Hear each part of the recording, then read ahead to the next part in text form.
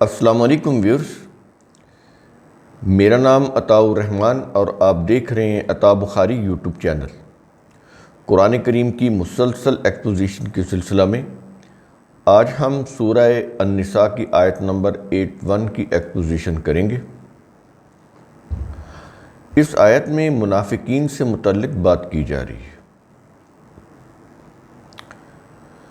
کہا یہ جا رہا ہے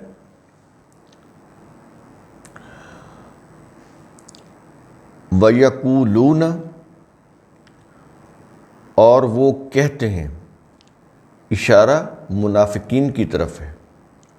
پیچھے منافقین کی بات ہو رہی ہے یا کی گئی ہے، اسی بات کا آگے تسلسل چل رہا ہے،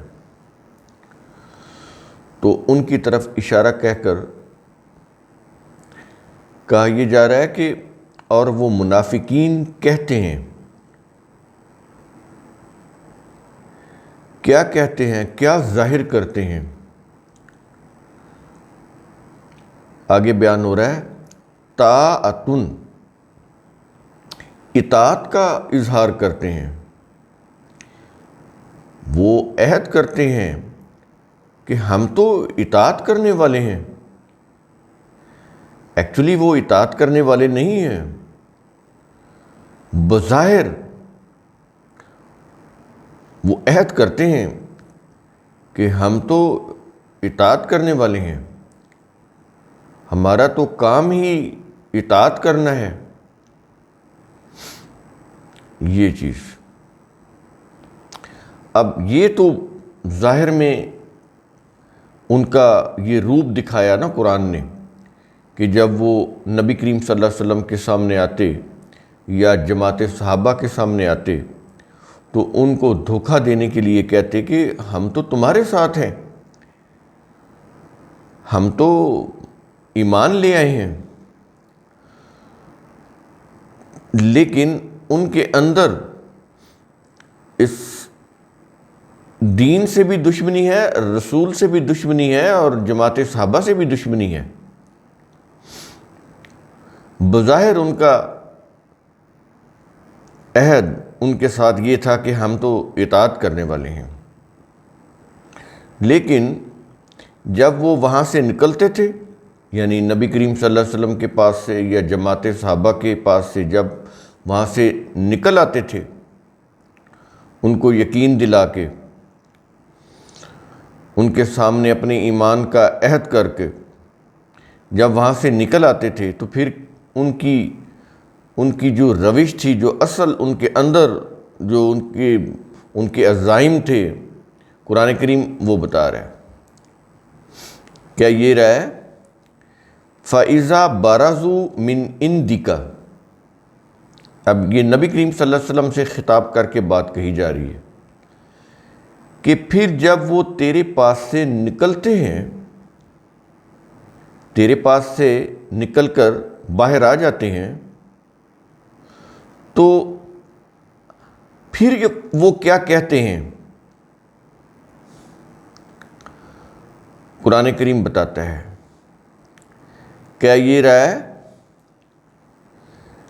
بَیَّتَ طَائِفَةٌ مِّنْهُمْ، ان میں سے ایک گروہ رات کو مشورہ کرتا ہے۔ دن کو تو وہ رسول صلی اللہ علیہ وسلم اور جماعت صحابہ کرام کے ساتھ جا کر ان کو یقین دلاتے تھے کہ ہم تمہارے ساتھ ہیں، ہم عہد کرتے ہیں کہ ہم ایمان لائے ہیں، تمہارے ساتھ ہیں، تمہارے ساتھ جئیں گے، تمہارے ساتھ مریں گے۔ لیکن جب وہ وہاں سے آ جاتے تھے، رات کی تاریکی میں جب وہ اکیلے ہوتے تھے، تو اس وقت وہ آپس میں مشورے کرتے تھے ایک دوسرے کے ساتھ، وہ جو منافقین۔ اور قرآن کریم نے یہاں پر بڑی ہی انصاف پر مبنی بات کی ہے۔ طائفۃ منہم کہا ہے، یعنی سارے کے سارے وہ عرب کے لوگ ایسے نہیں تھے۔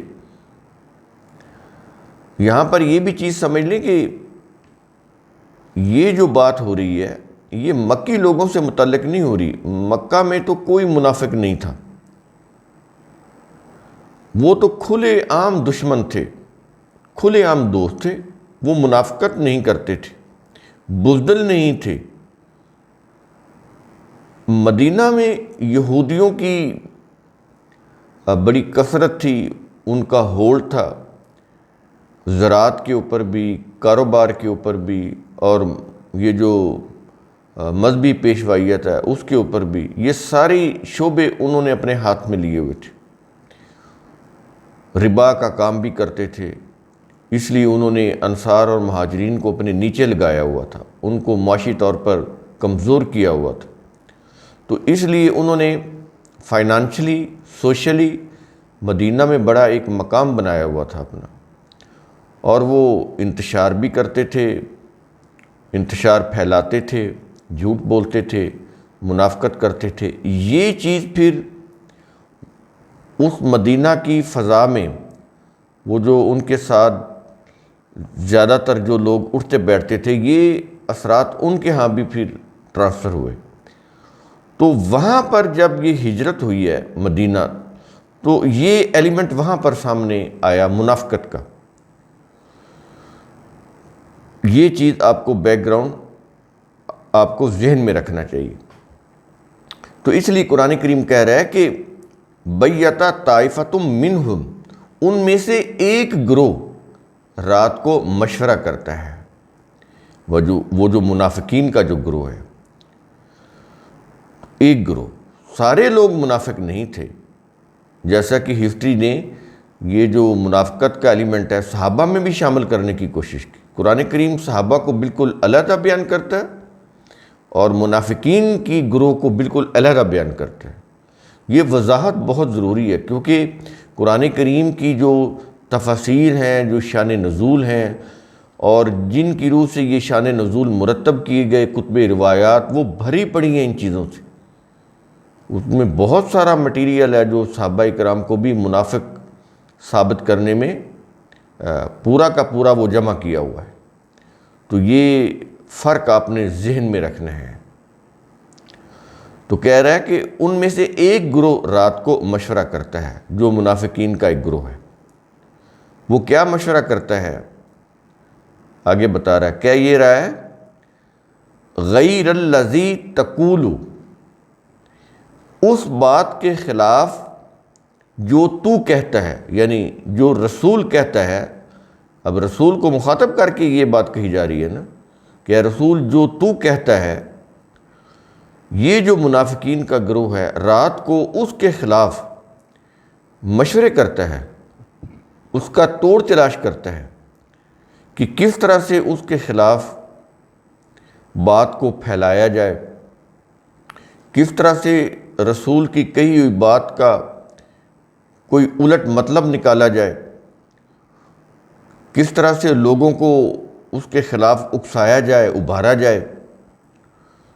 تو یہ قرآن کریم کا یہ جو انداز ہے، یہ منافقین کی یوں کہہ لیں نفسیات کو بالکل سامنے لے آتا ہے، ان کے منصوبوں کو، ان کے ارادوں کو، ان کی روش کو کلیئرٹی کے ساتھ بیان کرتا ہے۔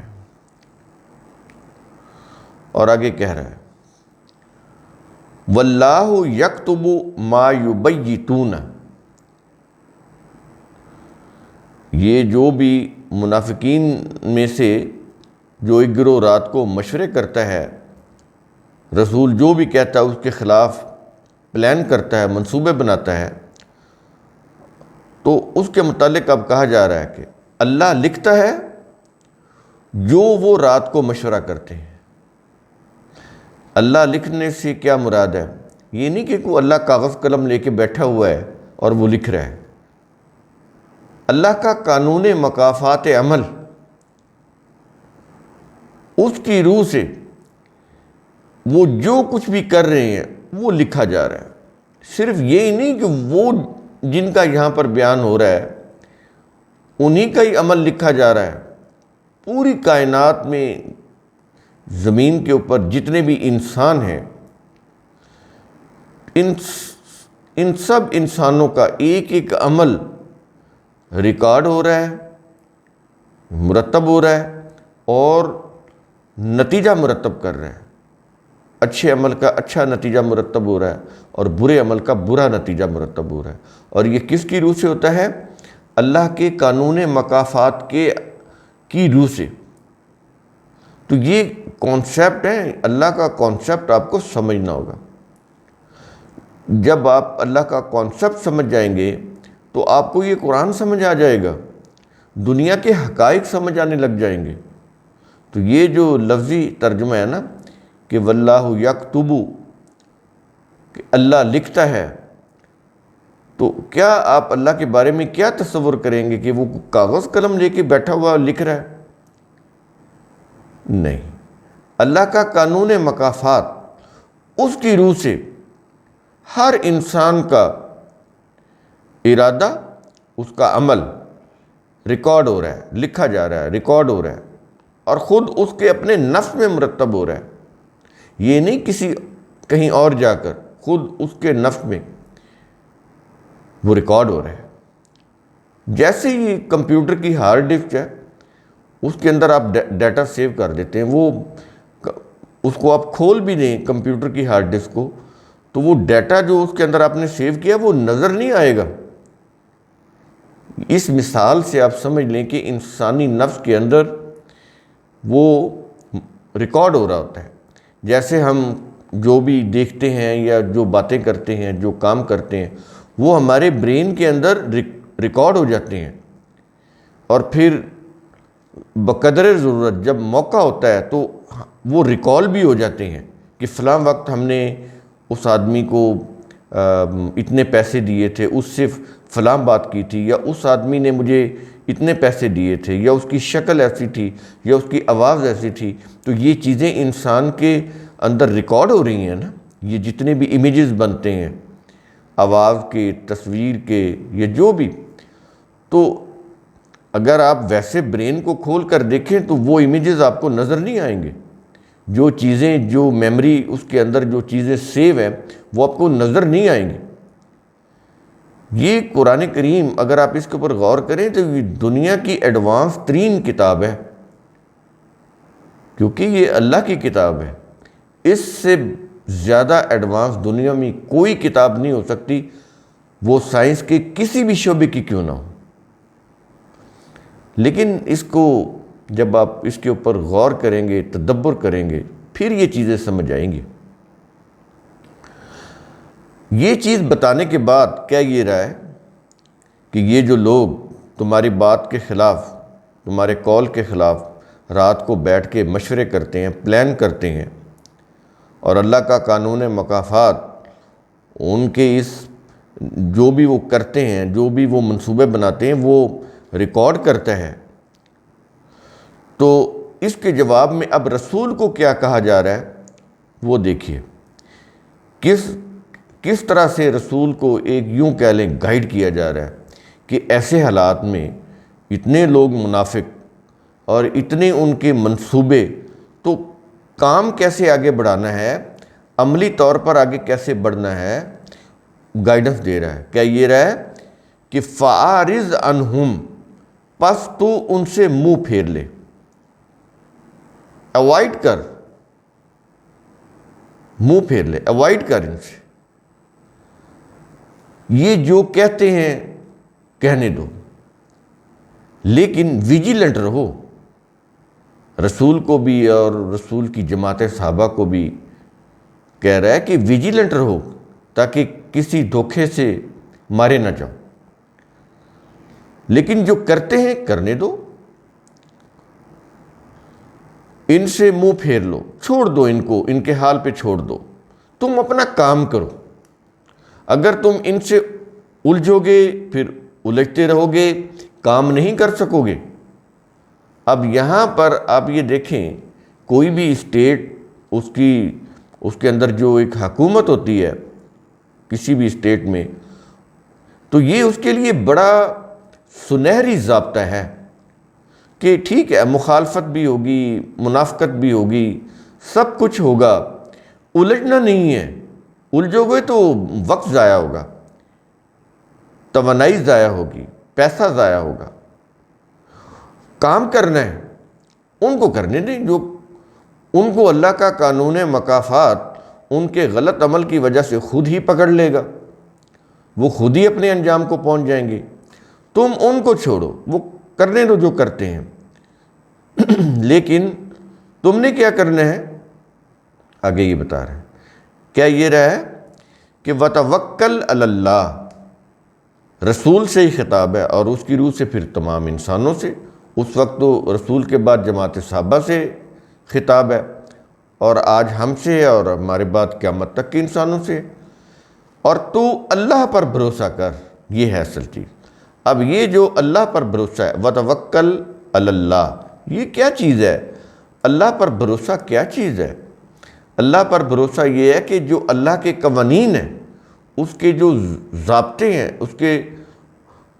اس کے جتنے بھی یوں کہہ لیں کہ اصول ضابطے ہیں، ان کے اوپر یقین رکھنا، یہ ہوتا ہے ٹرسٹ کرنا کہ اگر میں ان ضابطوں کو، جو اللہ کے ضابطے جو قرآن کے اندر ہے، اگر میں ان کو اڈاپٹ کر لوں تو میں کامیاب ہو جاؤں گا۔ یہ ہے اللہ پر بھروسہ کرنا۔ اب سمجھ آئی کہ اللہ پر بھروسہ کرنا کیا ہوتا ہے؟ اس میں تو پھر عقل و فکر کو استعمال کرنا پڑتا ہے کہ اللہ نے کہا کیا ہے، کیا معاملہ ہے، کیا ایشو ہے، اور اس کے متعلق اللہ کی گائیڈنس کیا ہے۔ قرآن کو کھول کر وہ دیکھنا کہ گائیڈنس کیا ہے، تو ظاہر ہے اس کے لیے تو عقل و فکر کی ضرورت ہوگی نا، غور و فکر اور تدبر کی ضرورت ہوگی نا۔ تو بھروسہ یہ نہیں ہے کہ آپ مایوس ہو کر بیٹھ جائیں تو کہہ جائیں بس میں نے تو اللہ پر چھوڑ دی، یہ نہیں ہے۔ اللہ پر بھروسہ یہ ہے کہ جو بھی ایشو ہے، جو بھی میٹر ہے، معاملہ ہے، اس سے متعلق اللہ کی گائیڈنس کو دیکھنا، غور و فکر کرنا، تدبر کرنا، اس گائیڈنس کو امپلیمنٹ کرنا، ان اصولوں ضابطوں کو امپلیمنٹ کرنا تاکہ وہ مسئلہ حل ہو۔ اس کے لیے تو تدبر کی ضرورت ہوتی، تدبیر کرنی پڑتی ہے، عقل و فکر کو استعمال میں لانا پڑتا ہے۔ تو یہ ہے اس کا معنی کہ تو اللہ پر بھروسہ کر۔ اور آگے آیت کے آخر میں کیا کہہ رہا ہے؟ کیا یہ رہا کہ وَكَفَى بِاللَّهِ وَكِيلًا، اور اللہ کافی کارساز ہے۔ وکیل اس کا مطلب ہوتا ہے کارساز۔ تو وہ جب تم اس کے اوپر بھروسہ کرو گے، یعنی اس کے قوانین کے اوپر بھروسہ کرو گے، یا یوں کہہ لیں کہ اس کے قوانین کی صداقت کے اوپر جب تم یقین رکھو گے، بھروسہ کرو گے، اور ان قوانین کی روح سے اپنی زندگی کے امور کو نمٹاؤ گے، زندگی کے مسائل کا حل کرو گے، مشکلات کا سلوشن ڈھونڈو گے ان قوانین کی روح سے جو قرآن کے اندر ہے، تو یہ تو ہو گیا نا وَتَوَکَّلْ عَلَى اللَّهِ، اللہ کے اوپر توکل، بھروسہ۔ تو اس کے بعد پھر آخر میں یہ کہہ رہا ہے کہ جب یہ کرو گے تو پھر اللہ کافی کارساز ہے، یعنی اللہ کا جو قانون ہے، اس کا جو ضابطہ ہے، اس کی جو کتاب ہے، کتاب کا معنی قانون ہی ہوتا ہے، تو اس کی کتاب یعنی قرآن کے اندر جو قوانین ضابطے بیان کیے گئے ہیں، جب تم ان کے اوپر غور و فکر کرو گے، تدبر کرو گے، ان کی روح سے اپنی زندگی کے امور کو، معاملات کو نمٹاؤ گے، تو یہ کافی ہیں تمہاری مشکلات کو حل کرنے میں، تمہارے ایشو کو سالو کرنے میں۔ اللہ کا قانون، اس کا ضابطہ کافی ہے، یہ ہے اس کے معنی۔ اس طرح سے آپ قرآن کریم کو غور و فکر سے، تدبر سے سمجھیں تو پھر آپ کے اوپر یہ جو قرآن کے حقائق ہیں واضح ہوتے چلے جائیں گے۔ تو قرآن کریم کا اصول ثم تفکروا، اس کی روح سے آپ خود بھی سوچا کریں، سمجھا کریں، غور و فکر کیا کریں۔ شکریہ۔